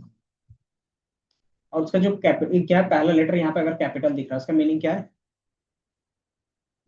आपको ये याद रखना होगा कि अगर कोई भी चीज कैपिटल लेटर से स्टार्ट कर रहे हैं तो वो बाय डिफॉल्ट क्लास होता है। और क्लास को अगर आपको यूज करना है तो कैसे यूज करते थे, ऑब्जेक्ट बना के करते थे, एंड देन ऑब्जेक्ट के थ्रू क्या करते थे, उसके मेथड को कॉल करते थे। तो सेम प्रोसेस अब आपका चलेगा कि आप क्या करोगे, कोई भी चीज इंपोर्ट करोगे तो वो बाय डिफॉल्ट यहाँ पे क्लास होता है।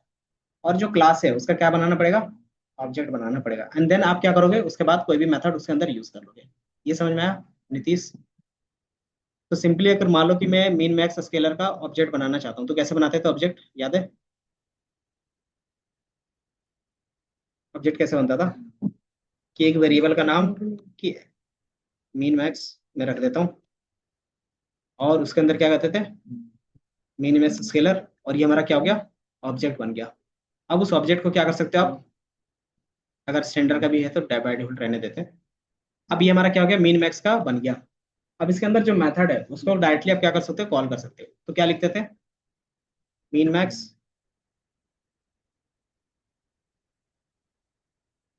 ये ऑटोमेटिकली यहाँ से हटा देता हूँ सबको, इसको भी हटा देता हूँ, बाकी स्टोर करना हो तो स्टोर करेंगे। और इसको भी अभी हटा देते हैं ताकि क्या कंफ्यूजन ना हो। तो मैंने क्या लिखा है, mean max dot fit and transform. इसके अलावा हमारे पास क्या क्या मेथड होते हैं वो दिखा देते हैं। मीन मैक्स डॉट,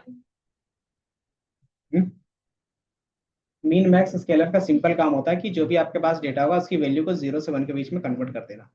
अभी दिखाया था जो मैंने कैलकुलेट किया था कि एक क्या हो गया, 1 की वैल्यू 0 हो गई थी और 8 की वैल्यू 1 हो गई थी।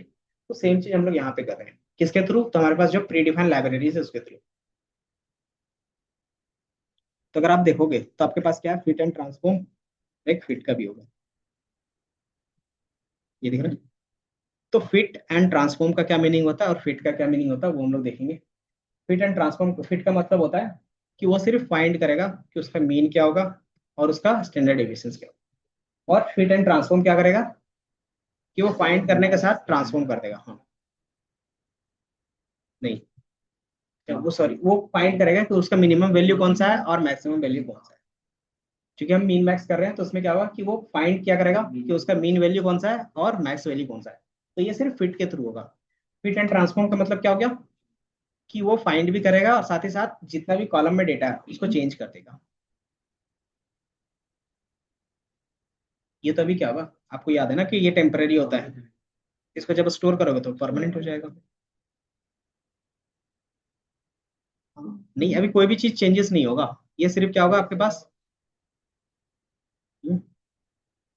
हाँ सेम कॉलम पे स्टोर करोगे तो क्या होगा कि उसी में चेंजेस होगा। अगर आप देखोगे तो जो भी वैल्यूज है वो 0 से 1 के बीच में दिखेगा, दिख रहा है कि जितने भी वैल्यूज थे वो आपको 0 से 1 के बीच में ही दिखेंगे। अगर आप इसको क्या करना चाहते हो, मैथमेटिकली भी करना चाहते हो तो भी कर सकते हो। उसका मैथ का फॉर्मूला क्या लिखोगे, अगर लिखना रहेगा मिनी मैक्स का, तो जो हमारे पास डेटा रहेगा माइनस जो उस डेटा में मीन रहेगा, देन डेटा में से डेटा का मीन कैसे निकालते हैं, mean of data point divided by क्या करते हो, मैक्स ऑफ डेटा और मीन ऑफ डेटा। तो ये जो फॉर्मूला है वही फॉर्मूला है मीन मैक्स का, और कुछ नहीं। जो हमने यहाँ पे लिखा है ना, सेम फॉर्मूला इसके अंदर होता है। तो आपको फॉर्मूला याद रखने की जरूरत नहीं पड़ती, डायरेक्टली क्या होता है कि आप मीन मैक्स स्केलर का क्या करो, क्लास यूज करो, उसमें से फिट एंड ट्रांसफॉर्म करो, तो क्या करेगा, आपको डेटा ट्रांसफॉर्म करके दे देगा। ये समझ में आया? अगर मुझे मैनुअली करना रहता तो कैसे करते हैं, तो आपको एक लूप चलाना पड़ता कि एक सिंगल वैल्यू लेते, फॉर्मूला में कैलकुलेट करते फिर अपेंड करते, तो ये क्या होता, बार बार चलता। तो क्या होगा कि वो आप क्या कर रहे हो, खुद से कर रहे हो, और ये क्या है, प्री डिफाइंड है। इसी तरीके से, हाँ, हाँ, तो यही दो बता रहे हैं और कुछ नहीं। स्टैंडर्ड स्केलर का क्या कैसे लिखोगे, इंपोर्ट कैसे करोगे, तो सेम जिस तरीके से इसमें किया उसी तरीके से उसमें भी होगा। कैसे लिखोगे, स्टैंडर्ड वेरिएबल का नाम कुछ भी रख सकते हैं। अंदर मैंने क्या किया, इसको इंपोर्ट कर लिया और उसको फिट एंड ट्रांसफॉर्म कर दिया। अब इसकी वैल्यू का जो रेंज होगा वो क्या होगा, स्टैंडर्ड स्केलर का वैल्यू का रेंज क्या होगा, माइनस इन्फिनिटी से प्लस इन्फिनिटी, अभी बताया था कि उसका सिर्फ क्या होता है, एवरेज जो मीन होता है वो जीरो होता है, और स्टैंडर्ड डेविएशन वन होता है। तो ये है इसका फॉर्मूला। अगर इसको आपको मैनुअली करना रहेगा तो लूप चलाओगे, और लूप के अंदर क्या फॉर्मूला रखोगे कि जो भी मेरे पास डेटा पॉइंट होगा, डेटा पॉइंट माइनस जो उसका मीन होगा, mean of data divided by standard deviations of data, तो ये उसका फॉर्मूला होगा। समझे? बताओ कि यहाँ तक समझ में आया कि स्टैंडर्डाइजेशन और नॉर्मलाइजेशन क्या होते हैं, इसका यूज केस क्या रहेगा। तो ये ट्रांसफॉर्म कर रहे थे, यहाँ तक किन्हीं का कोई डाउट है तो ये बताओ।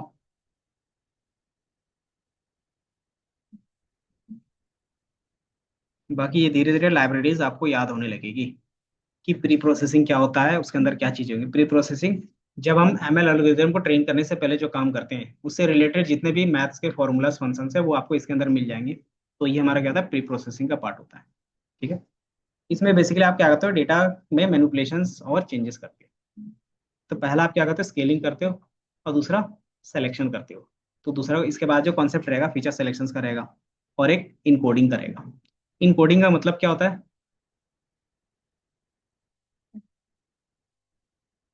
कि आप क्या करते हो, जो भी हमारे पास टेक्स्ट डेटा होगा उसको नंबर डेटा में कन्वर्ट करेंगे। क्यों करेंगे, क्योंकि हमने इसमें मैथ्स के फॉर्मूला लगेंगे, और मैथ्स का फॉर्मूला सिर्फ नंबर्स पे यूज होता है।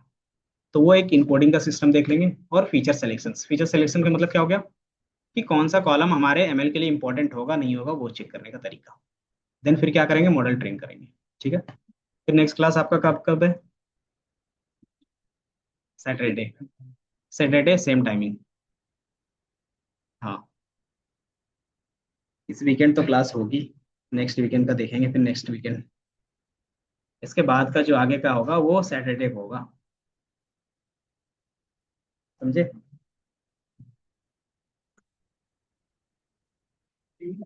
Same timing. हम्म।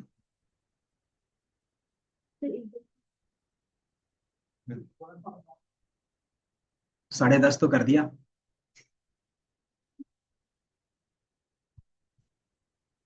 कितना कर दिया, 10-15?